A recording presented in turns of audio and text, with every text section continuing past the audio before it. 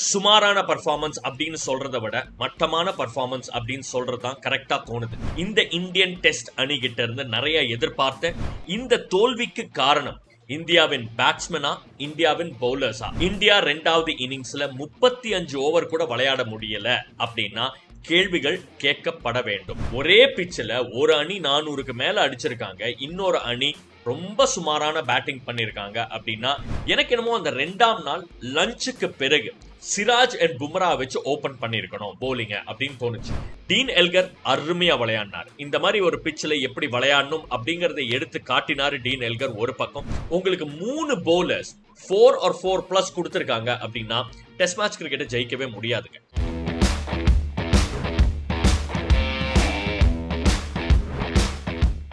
வணக்கம் மக்களே, நான் ஆர்கே. நீங்க பார்த்துட்டு இருக்கிறது R K games bond YouTube channel. சுமாரான பர்ஃபார்மன்ஸ் அப்படின்னு சொல்றதை விட மட்டமான பர்ஃபார்மன்ஸ் அப்படின்னு சொல்றதுதான் கரெக்டா தோணுது. வழக்கமா இந்த மாதிரி வார்த்தைகள்லாம் நான் யூஸ் பண்ண மாட்டேன், பட் இருந்தாலும் ரொம்ப ரொம்ப ரொம்ப சுமாரான பர்ஃபார்மன்ஸுங்க இந்த வாட்டி இந்தியா கிட்ட இருந்து. இந்த இந்தியன் டெஸ்ட் அணி கிட்ட இருந்து நிறைய எதிர்பார்த்தேன், பட் டெஃபினட்டா மட்டமான பர்ஃபார்மன்ஸா இருந்துச்சு.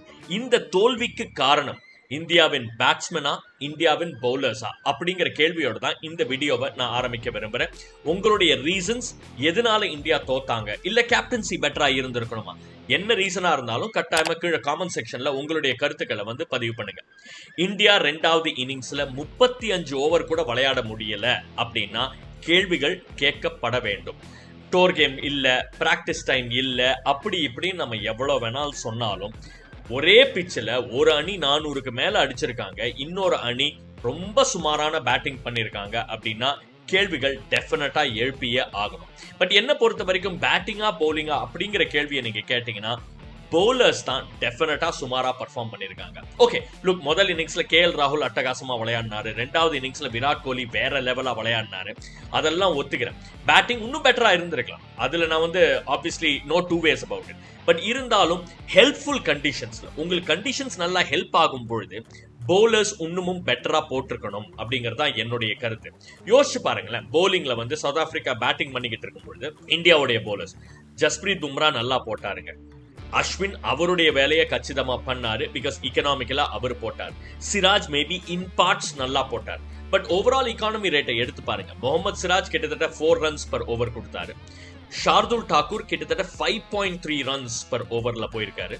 பிரசித் கிருஷ்ணா அவரோட ஏர்லி ஸ்டேஜஸ் ஆஃப் ஹிஸ் கரியரா இருந்தால் கூட 4.65 runsல போயிருக்காரு. இந்த மாதிரி உங்களுக்கு 3 பவுலர்ஸ் 4 or 4+ கொடுத்திருக்காங்க அப்படின்னா டெஸ்ட் மேட்ச் கிரிக்கெட்டை ஜெயிக்கவே முடியாதுங்க. டீன் எல்கர் அருமையா விளையாடினார். இந்த மாதிரி ஒரு பிச்சில் எப்படி விளையாடணும் அப்படிங்கறதை எடுத்து காட்டினாரு டீன் எல்கர் ஒரு பக்கம். இன்னொரு பக்கம் யான்சன் எக்ஸலண்டா விளையாடி கொடுத்தாரு. இந்த தோல்வி அப்கோர்ஸ் நீங்க வெளியே போய் தோக்கிறது அப்படிங்கிறது நடக்கலாம். ஸ்போர்ட்ல வெற்றி தோல்வி அப்படிங்கிறது சகஜம் தான். பட் இந்த அளவுக்கு சுமாரான கிரிக்கெட் விளையாடி இந்தியா தோப்பாங்க அப்படின்னா சத்தியமா எதிரே பார்க்கல. பிகாஸ் நீங்க 2வது இன்னிங்ஸை எடுத்து பாத்தீங்கன்னா 2 பிளேயர்ஸ் தான் டபுள் டிஜிட்ல இருந்தாங்க. விராட் ஒரு பக்கம் போராடினாரு, அண்ட் ஏர்லி ஆன் இந்த இன்னிங்ஸ் சுப்மன் கில். பேட்டர்ஸ் டெஃபினட்டா பெட்டர் அப்ளிகேஷன் இருந்திருக்கலாம். பட் ஓவரால் 3 நாட்களுக்கு உள்ள இன்சைட் 3 days நீங்க ஒரு டெஸ்ட் மேட்சை தோக்குறீங்க அப்படின்னா இட்ஸ் a ஷாக்கிங் டிஃபீட். அதுல சந்தேகமே கிடையாது. இன்னும் ஒரு டெஸ்ட் மேட்ச் இருக்கு. கேப்டன்சி அப்படிங்கும்போது எனக்கு என்னமோ அந்த 2ஆம் நாள் லஞ்சுக்கு பிறகு சிராஜ் அண்ட் பும்ரா வச்சு ஓபன் பண்ணிருக்கணும் போலிங்க அப்படின்னு தோணுச்சு. பிகாஸ் அந்த சமயத்துல ஷார்துல் தாக்கூர் அண்ட் பிரசித் கிருஷ்ணா போட்டதுனால எக்கச்சக்கமான ரன்ஸ் கன்சீட் பண்ணாங்க. அந்த முதல் 45 minutes to 1 hour after lunch day 2 அங்க மேட்சை கம்ப்ளீட்டா கோட்டை விட்டுட்டாங்களோ அப்படிங்கிற ஃபீலிங் வந்துருச்சு. அண்ட் தேர்ஃபோர் உங்களுக்கு கேப்டன்சி, ரோஹித் சர்மாவுடைய கேப்டன்சி மேல ஒரு கேள்விக்குறி எழும்பிச்சு. லுக், ஒரு போலர் டயர்டா இருக்கலாம் அப்படிங்கிற ஒரு கேஸ் ஆர்கியூ பண்ணால் கூட அந்த லஞ்சுக்கு முன்னாடி ஒரு ஸ்பெல் போட்டார் ஜஸ்பிரீத் பும்ரா. பட் லஞ்ச் அப்படிங்கும்போது உங்களுக்கு 40-45 நிமிஷம் பிரேக் இருக்குல்ல. சோ பிரேக்கே இல்லாம போட சொன்னா அது வேற விஷயம். பிரேக்குக்கு பிறகு டெஃபினட்டா அட்லீஸ்ட் ஒரு 3 ஓவராவது போட்டிருக்கலாம் அப்படின்னு தோணுது. இந்த சைட்ல இருந்து 3 ஓவர் ஜஸ்பிரீத் பும்ரா, அந்த சைட்ல இருந்து 3 ஓவர் முகமது சிராஜ். ஏன்னா நல்லா போட்டுக்கிட்டு இருந்தாங்க. அந்த சமயத்துல மேட்சை கோட்டை விட்டது அங்கிருந்து திரும்ப பிடிக்கவே முடியல அப்படிங்கறதா என்னுடைய கருத்து. சோ ஓவரால் பவுலிங் பெர்ஃபார்மன்ஸ் டெஃபினட்டா அதன் காரணமாக தான் இந்தியாவின் சரிவு அப்படிங்கறதா என்னுடைய கருத்து. என்னுடைய ரீசன்ஸ் என்ன அப்படிங்கறது நான் சொல்லிட்டேன். பிகாஸ் நல்ல கண்டிஷன்ஸ்ல பவுலர்ஸ்க்கு ஹெல்ப் கிடைக்கிற கண்டிஷன்ஸ்ல நீங்க சுமாரா பவுலிங் போட்டீங்கன்னா வாய்ப்பே இல்ல ராஜா. இந்த மேட்ச் ஜெயிக்கிறதுக்கு.